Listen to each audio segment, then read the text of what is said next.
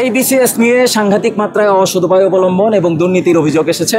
1690টি পদে ওনারা সুপারিশ করেছেন এবং 8 শতাধিক পদ ওনারা অপচয় করেছেন একই ব্যক্তিকে একই ক্যাডারে পুনরায় সুপারিশ করার মাধ্যমে। তীব্র নিন্দা জানাই। এটা নির্বুদ্ধিতা। আজকে লজ্জা ভরে আমার বলতে লজ্জা লাগছে যে এটা নির্বুদ্ধিতা।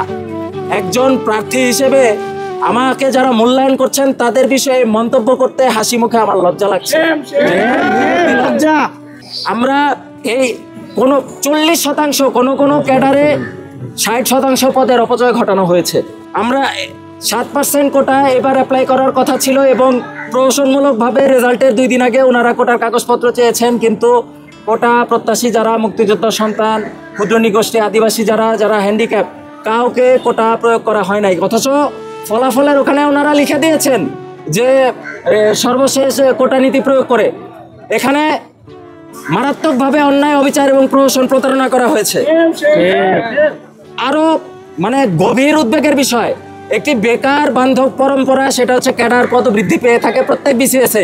3-4 বছর ধরে একটি বিসিএস চলমান থাকে, যার কারণে দেখা যায় সার্কুলারে উল্লিখিত পদের থেকে বেশি সংখ্যক পদে সুপারিশ করা হয়ে থাকে।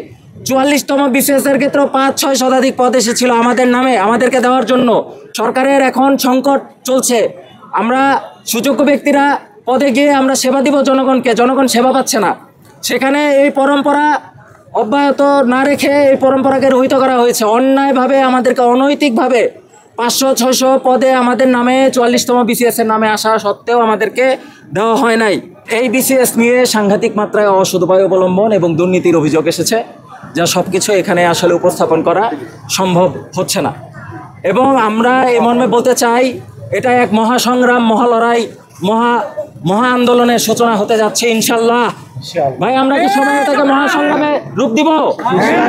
আমরা আমাদের আগুন জ্বালো, আগুন জ্বালো।